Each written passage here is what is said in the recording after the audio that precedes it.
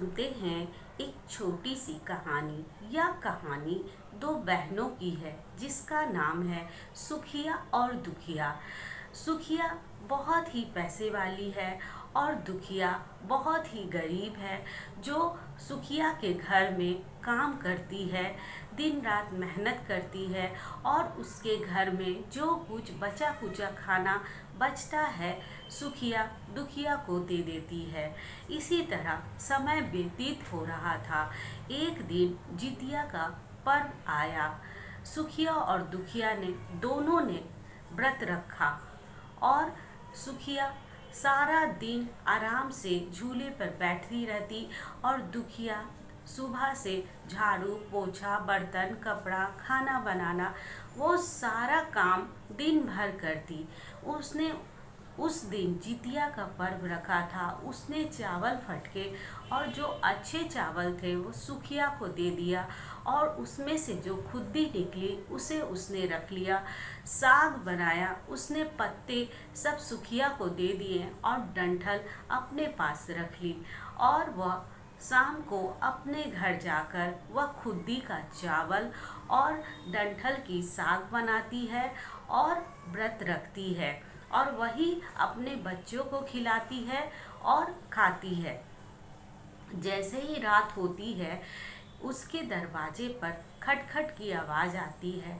वह दरवाज़ा खोलती है और देखती है कि एक बूढ़ी अम्मा उसके दरवाजे पे आई है। दुखिया अम्मा अम्मा बोलती है, बेटी मुझे बहुत भूख लगी है, कुछ खाने को मिलेगा? तभी दुखिया कहती है कि मेरे पास तो खुद्दी की चावल और साग है माँ, आप खाएंगी? दुखिया बहुत ही खुशी से उसे खाना खिलाती है और खाते खाते बहुत रात हो जाती है। तो दुखिया कहती है, आप इतनी रात में कहाँ जाएंगी, आप यहीं सो जाइए। और वह बूढ़ी अम्मा विश्राम करने लगती है। कुछ समय पश्चात बूढ़ी अम्मा कहती है कि मुझे लघु शंका लगी है बेटी, मैं कहाँ जाऊँ? तभी दुखिया कहती है कि मेरे घर में बाथरूम नहीं है अम्मा, आप किसी कोने में कर लीजिए, मैं कल सुबह साफ कर दूंगी। इस तरह बूढ़ी अम्मा कोने में जाके लघु शंका कर लेती है और आकर सो जाती है। जब दूसरा दिन होता है तब दुखिया उठती है और उठकर नहाने चली जाती है। वहाँ गंगा में स्नान करते उसे याद आता है कि बूढ़ी अम्मा ने रात में लघु शंका किया था, मैंने घर की साफ सफाई नहीं की है। वह दौड़ी दौड़ी घर जाती है। जब घर जाती है तो देखती है कि चारों तरफ सोने ही सोने की ढेले पड़े हैं। वह ये सब देखकर खुश हो जाती है और अपने बेटे को बोलती है कि जा मौसी के यहाँ से तराजू ले आ। तभी उसका बेटा सुखिया के यहाँ से तराजू मांगने जाता है। तब सुखिया कहती है कि तेरे घर में तो खाने के भी लाले पड़े हैं और तेरी माँ तराजू में क्या तौलेगी। वह तराजू में गोंद लगा देती है और बच्चे को दे देती है। दुखिया वहाँ उस सारे सोने को इकट्ठा करती है और उसे तराजू में तौलती है। जब बच्चा तराजू वापस करने जाता है तो उस गोंद में एक सोने का टुकड़ा चिपक कर चला आता है।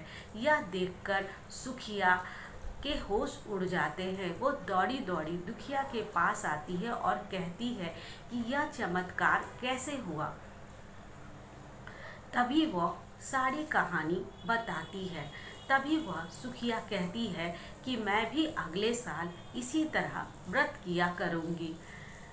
एक साल का समय बीत जाता है और फिर जितिया का पर्व आता है। सुखिया नियम पूर्वक व्रत करती है और चावल फटकती है और अच्छे चावल फेंक देती है और खुद्दी का चावल बनाती है, पत्ते को फेंक देती है और डंठल का साग बनाती है और इस तरह वो जितिया पर्व करती है। जैसे ही रात होता है दरवाज़ा कोई खटखटाता है, वह दरवाज़ा खोलती है। सुखिया तो बूढ़ी अम्मा का ही इंतज़ार कर रही थी। बूढ़ी अम्मा जैसे ही आती है वह उसे बहुत ही प्रेम पूर्वक खाना परोसती है और खिलाती है और कहती है कि बूढ़ी अम्मा, इतनी रात को आप कहाँ जाएंगे, आप यहीं विश्राम कर लीजिए।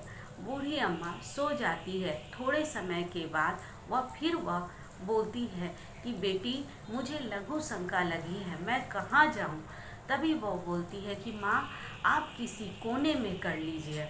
और इस तरह वही घटना दोबारा घटती है और सुखिया सो जाती है। जैसे ही सुबह उठती है, वह अपने घर में जाकर देखती है, लेकिन देखती है कि चारों तरफ गंदगी ही गंदगी फैली है।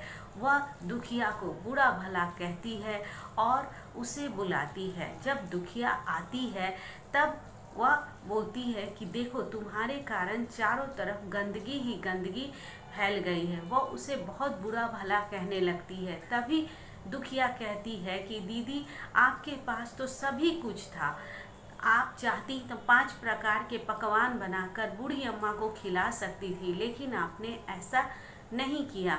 आपने बूढ़ी अम्मा को, मेरे पास तो कुछ भी नहीं था, तब मैंने साग और डंठल बनाकर खिलाया था। आपके पास तो किसी चीज़ की कमी नहीं थी, फिर भी आपने इस प्रकार सोचा और किया। दुखिया बहुत समझाती है, कहती है कि अगर प्रेम भाव से अगर सूखा रूखा भी अगर भगवान को भेंट दिया जाए, वह उसे भी प्रसन्न होकर कबूल करते हैं। यह सोचकर वह चुप हो जाती है और अगले साल नियमवत वह व्रत रखती है और दोनों मिलकर जितिया का पर्व करती है। बूढ़ी अम्मा फिर आती है और प्रेम पूर्वक वह बूढ़ी अम्मा का स्वागत करती है, उसे 5 प्रकार का पकवान खिलाती है और उसका सेवा भाव करती है। तभी जितिया भगवान उससे प्रसन्न हो जाते हैं और उसका घर भी धन्य धान्य से भर जाता है। और इस कहानी से हमें यह सीख मिलती है कि हमारी परिस्थितियाँ कितनी भी बुरी क्यों ना हो, लेकिन हमारे अंदर प्रेम भाव दया की भावना हमेशा रहनी चाहिए। तभी भगवान हमें हर तरफ से सुखों से भर देते हैं।